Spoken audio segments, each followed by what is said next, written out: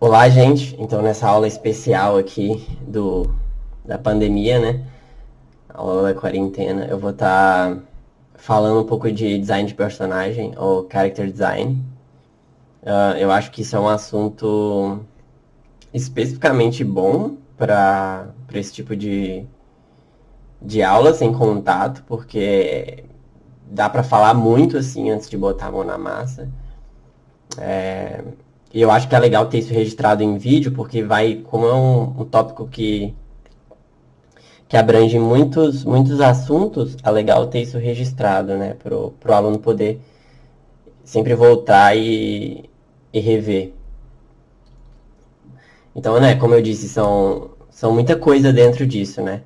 Design de personagem ou character design diz respeito à identidade do seu personagem, né? Então, eu posso descrever um personagem, por exemplo, num livro, como sendo magro, baixinho, tendo cabelo X, da cor X.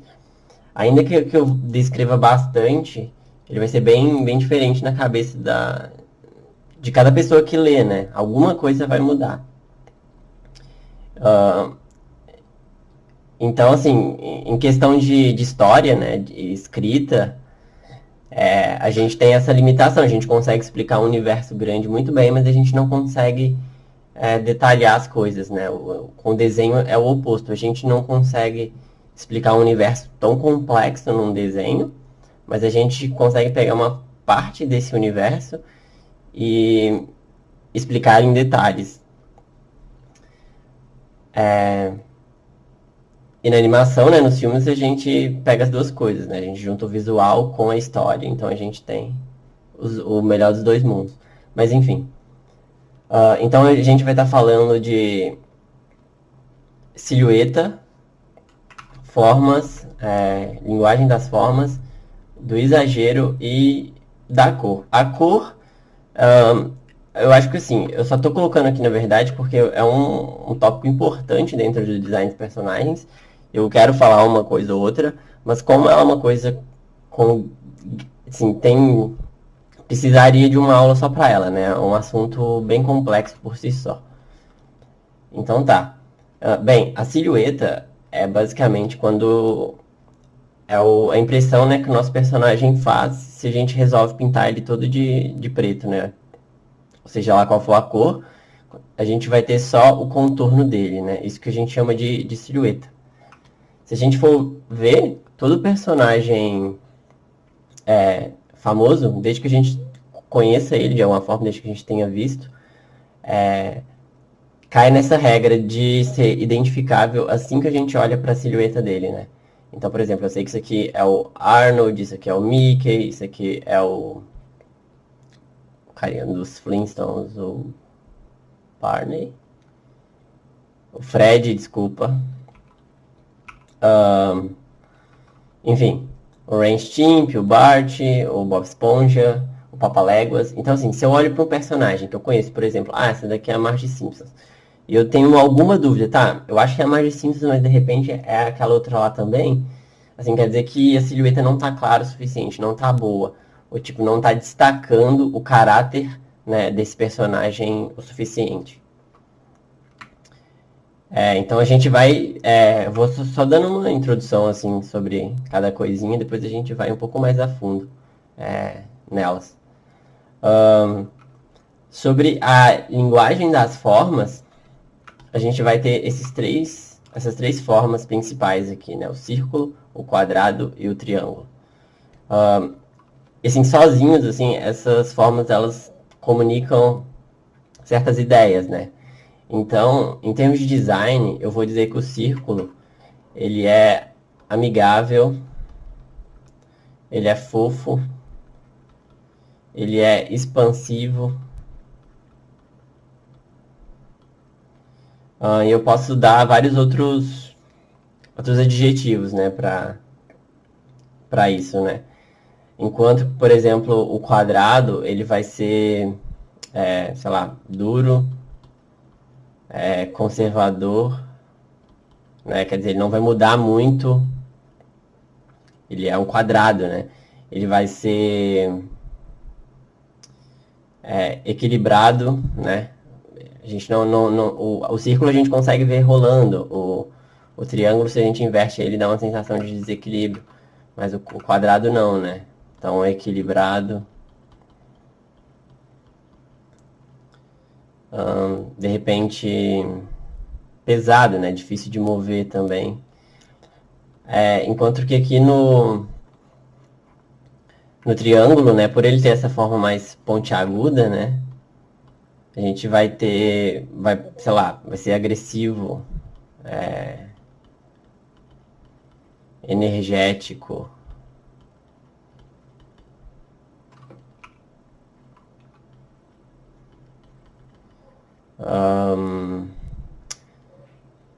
Perigoso.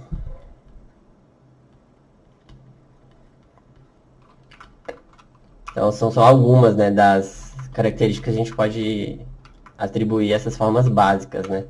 Então a gente já vai explicar como é que isso entra no nosso personagem. Na verdade, então eu coloquei aqui o exagero, né, que vai ser também um dos princípios do design de personagens. E aqui eu coloquei propositalmente 3 personagens que a gente vai poder ligar a essas formas, né? Então o Baymax aqui, ele é um personagem redondo, né? Então a gente já olha para ele, a gente já vai ter algumas características até que eu escrevi aqui, né? Amigável, fofo, expansivo. Enquanto que esse segurança do filme As Bicicletas de Belleville, a gente já tem também essa ideia, né? Ele é um cara durão, equilibrado, quieto. E aqui na Malévola a gente já tem essa questão de perigosa, por exemplo, agressiva talvez. Então a gente vai olhar, né? A gente vai ter esses vários círculos que vão construindo esses personagens, né? E aqui quadrado. E aqui a gente tem vários triângulos, né? Nos chifres ali. Enfim, a ponta da capa dela. Então aqui eu peguei 3 exemplos bem claros disso, né? Sobre da paleta de cor dos personagens, né? A gente vê que a gente consegue já identificar alguns personagens simplesmente pela paleta, né? E quando a gente está falando de design de personagem, na verdade a gente tá tudo que a gente quer é isso. O personagem é identificável no momento que eu tiver assim uma pequena impressão dele, que eu bater o olho na TV, ou por exemplo, eu tenho o Finn da Hora de Aventura. O Finn, ele é desenhado de um certo jeito no desenho, mas eu quero vender de repente um boneco Funko dele, eu quero vender de repente um pelúcia. Não vai ficar exatamente igual no desenho, mas eu preciso de ter informação suficiente para eu entender, sem sombra de dúvidas, que aquilo ali é o Finn, entendeu? Então tem que ter um design bom para isso. Que, por exemplo, se for um boneco Funko, vai perder a silhueta do Finn, mas a paleta de cor vai ser mantida. Enfim, outra coisa que eu queria dizer, né, por isso que eu botei a Peppa aqui, é que a gente não precisa ter um desenho complexo, ou ter um desenho que a gente olha e fala, nossa, que bonito, para ser um bom design de personagem, né? A Peppa é um personagem que funciona tão bem justamente por isso. Se a gente olha para a silhueta dela, a gente não tem dúvida de que a Peppa, as formas dela são exageradas, ela comunica exatamente o que ela quer comunicar pelo design dela. E ela é de fácil leitura também. Então, eu vejo muita gente falando, mas como é que a Peppa funciona, né? Por que que ela faz sucesso, é tão feio? E, tipo, é verdade, pode ser feio. Mas a gente tem que entender também que ela não é pro nosso público-alvo, né? Pelo menos da maioria que vai assistir isso. A gente não é o público-alvo deles, são crianças menorzinhas. E que talvez não tenham esse julgamento do que é feio e tal. E justamente essas crianças vão querer algo muito simples de ler. Aqui tem um Charlie Brown também, que é que é um personagem muito simples, né? Eu não acho feio, eu acho bem legal, mas ele é extremamente simples. E funciona muito bem, porque conta com tudo isso aqui bem, bem definido.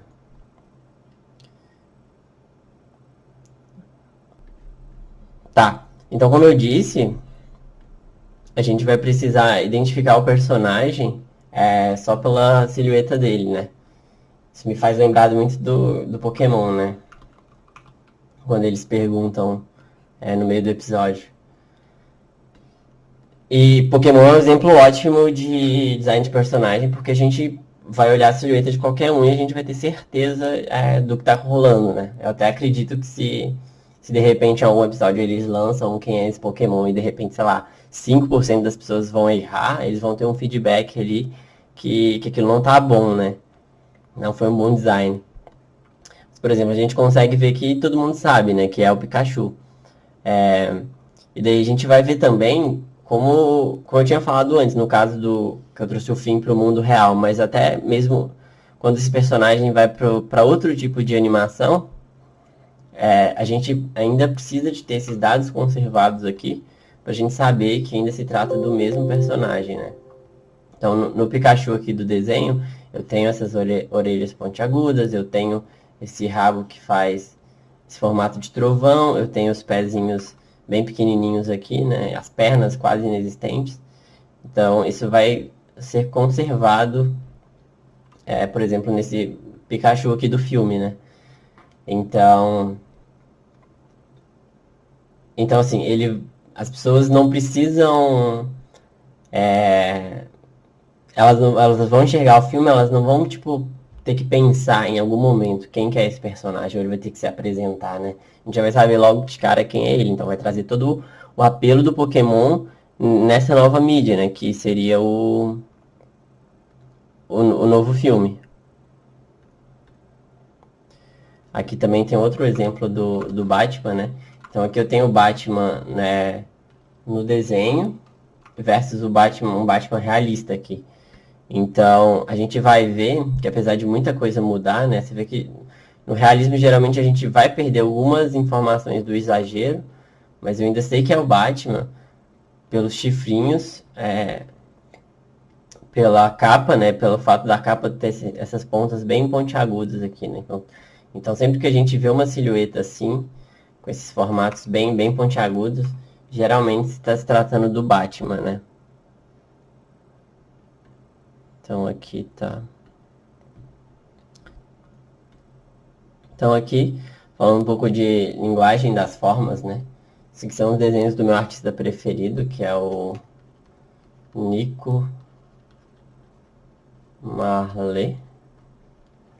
Então aqui, por exemplo, ele construiu esse personagem que ele é todo mais com formas quadradas, assim, não? São quadrados meio arredondados.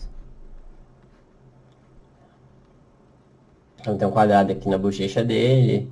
A própria cabeça dele aqui também vai ser um quadrado meio arredondado.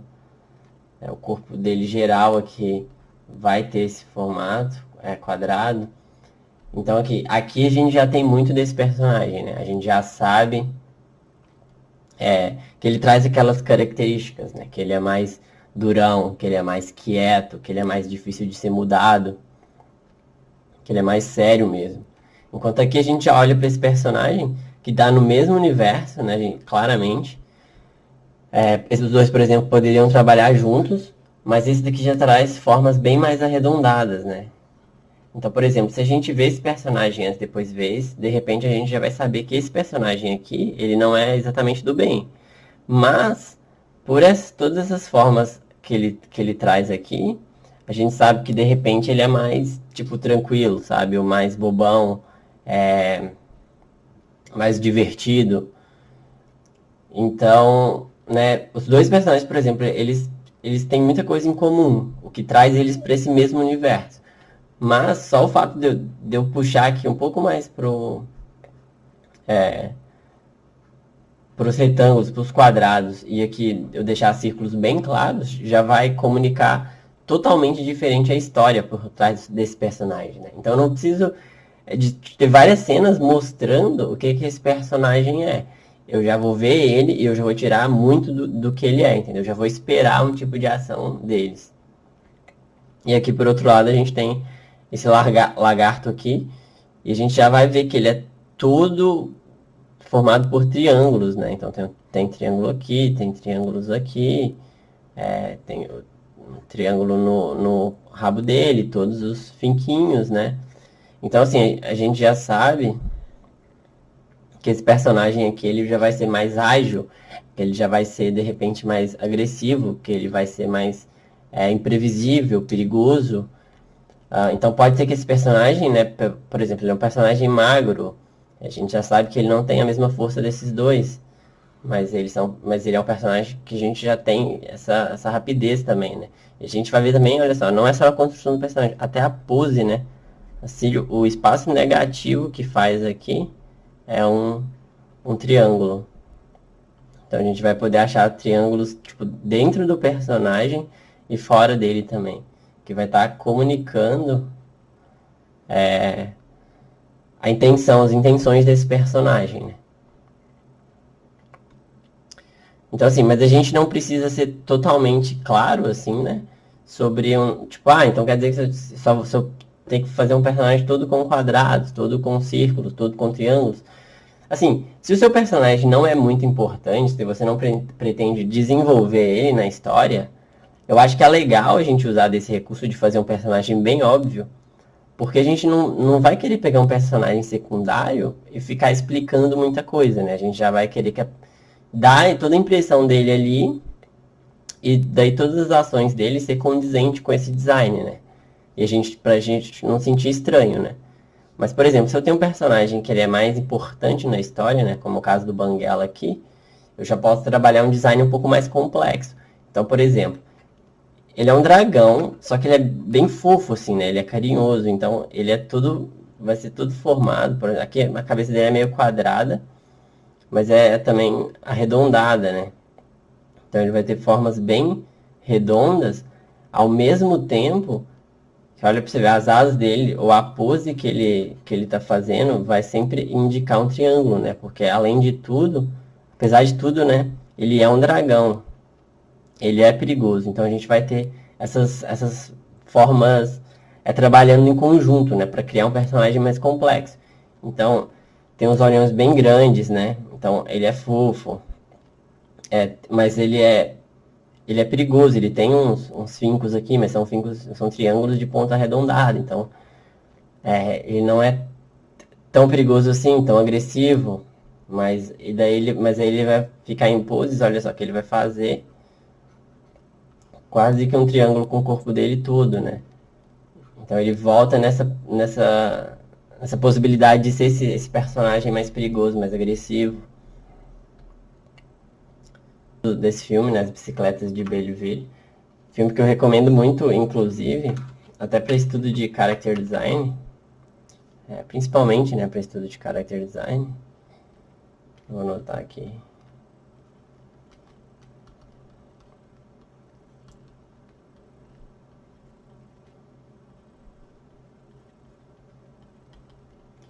Acredito que se escreve assim.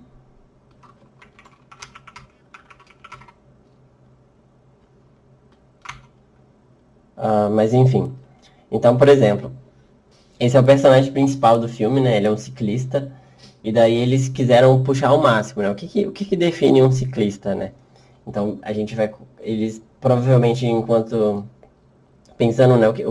Como a gente identifica um ciclista? As pessoas foram falando, é magro. Mas tem as pernas muito fortes, né? Porque ele vai estar ali sempre pedalando. Então, eles pegaram e brincaram justamente com isso, né? Então, fizeram, tipo, coxas e a panturrilha aqui desproporcional e fez o personagem extremamente magro, olha só. E acabou que deu um visual muito único, muito próprio para esse personagem, que dentro desse universo aqui funciona muito bem, fica ótimo. Então, olha só, os braços também bem magrinhos. As próprias formas também são bem exageradas, vão comunicar bem o que é esse personagem aqui. Então, um exemplo ótimo, né? A gente tinha um segurança lá no primeiro no primeiro slide. E esse personagem aqui, esse filme é realmente muito bom, eu super recomendo, e principalmente para quem quer estudar isso especificamente.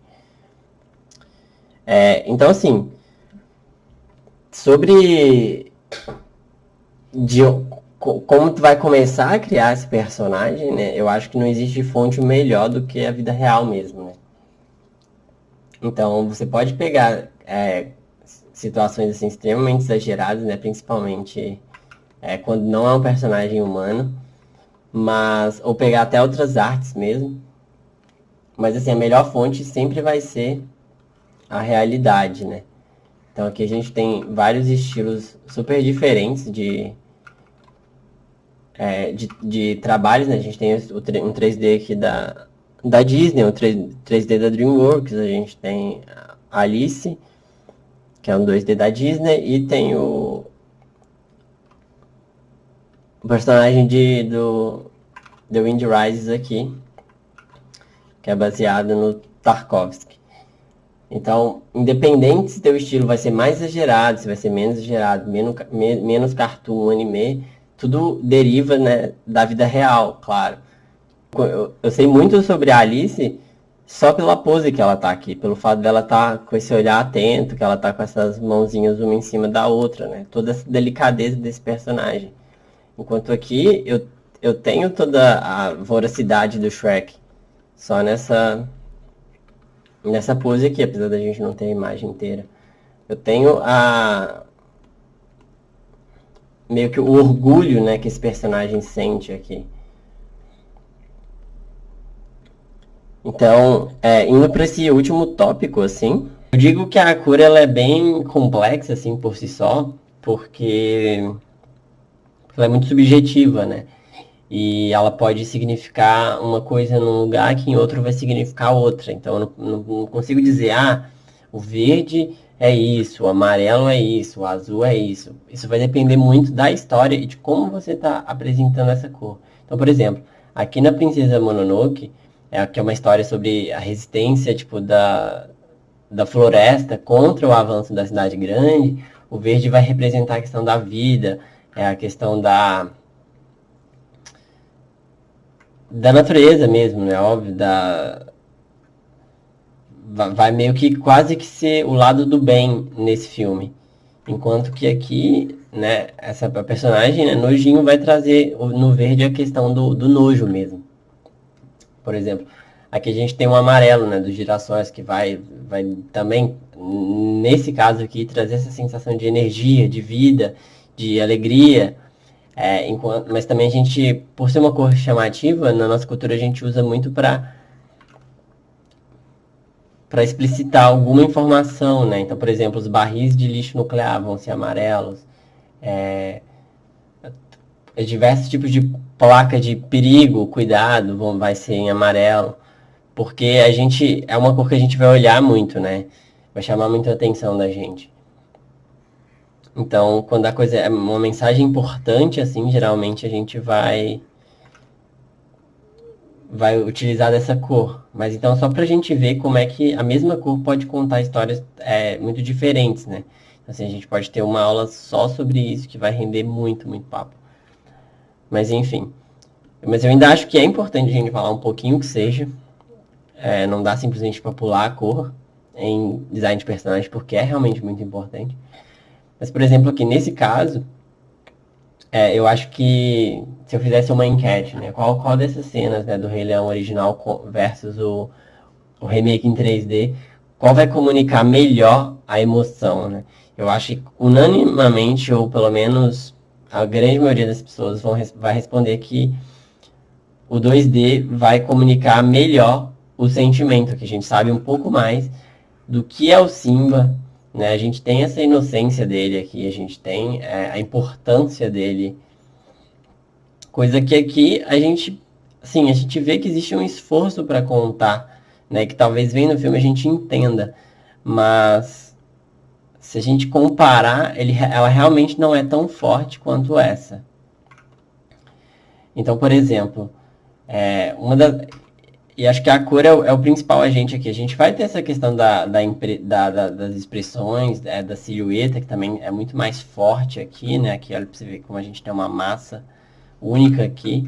E aqui a coisa é muito mais bem dividida, né? O Simba e o personagem.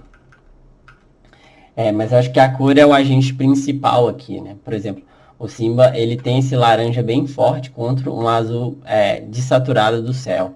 Então ele chama muito mais atenção, né? Ele passa muito mais esse aspecto de importância do que aqui, por exemplo. Em ambos, eles são meio laranjados, meio amarelos, Mas né, nesse caso aqui, ele está muito mais vivo, né? Então, assim, muitas vezes a animação ela vai conseguir contar uma história melhor do que o live action, do que o 3D, do que a realidade, né? Por isso que é um recurso interessante, por isso que existe até hoje, né? O cinema ele começou de fato com animação, mas poderia ter acabado a partir do momento que a gente começou a filmar as pessoas e tal. Só que a animação ela consegue comunicar certas coisas melhor do que a própria realidade, digamos assim, né? Apesar de que isso aqui, gente, isso não é live action. Não é live action. Isso é 3D. Acho que isso é... Enfim. Mas... Então, justamente, a gente trabalhando mais essas cores mais, digamos assim, mais óbvias, a gente conta essa história melhor, né?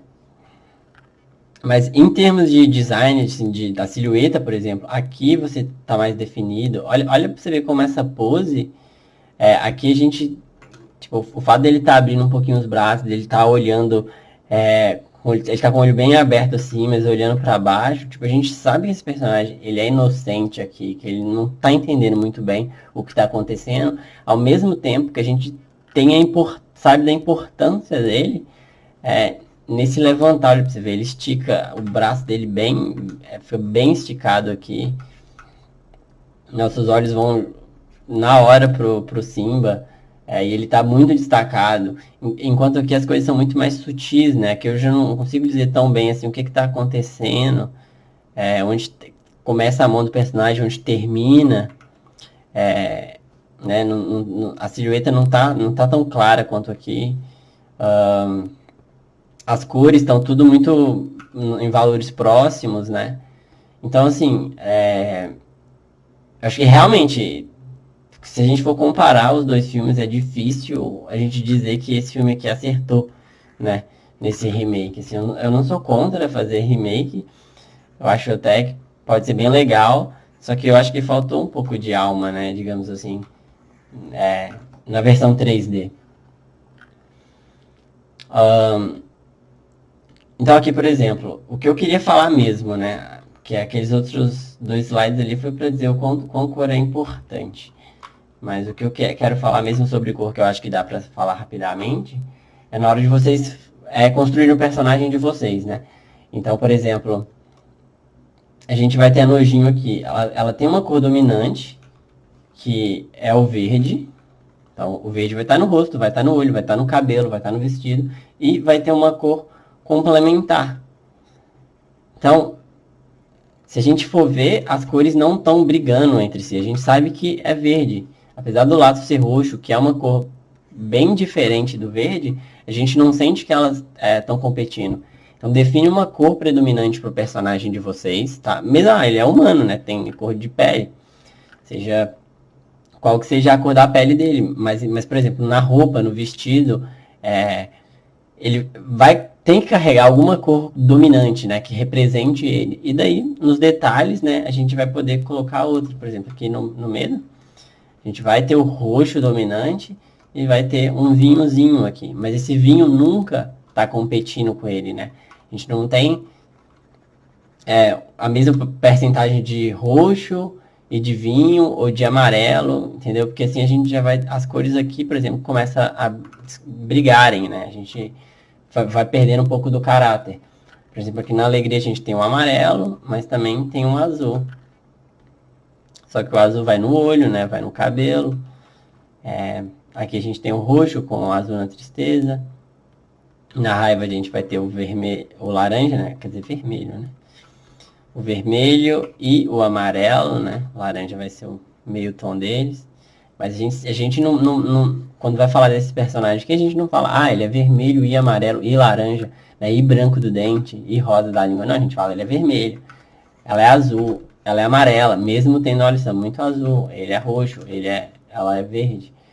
Então, assim, definam uma cor principal para o personagem de vocês e depois disso vocês adicionam os detalhes que você quiser e trabalhem as cores que vocês quiserem. Mas é muito importante realmente definir uma cor que vai representar teu personagem, né? Que vai ser a cor do teu personagem, digamos assim. Bem, então é isso, eu acho que já foi bastante coisa. Eu vou, como deu uma travadinha em alguns momentos, eu vou ter que dar uns cortes assim. Espero que não fique tão grande, mas enfim. Eu gostaria assim que vocês pegassem, né, como uma tarefinha, um personagem, um desenho que vocês já fizeram, né, de algum personagem e redesenhar o próprio personagem. Redesenhar um personagem antigo com essas quatro coisas em mente, né? A silhueta. Então, assim, preocupar em fazer uma silhueta bem clara. Brincar com as formas um pouco mais, né? Então, a linguagem das formas. Linguagem das formas. E pensar, né, no significado. Ah, meu personagem é o quê? Ele é bonzinho, ele é agressivo e tal. O exagero e a cor. Então é isso, eu espero que vocês fiquem em casa, se possível, lavem as mãos e espero ver vocês logo. Tchau.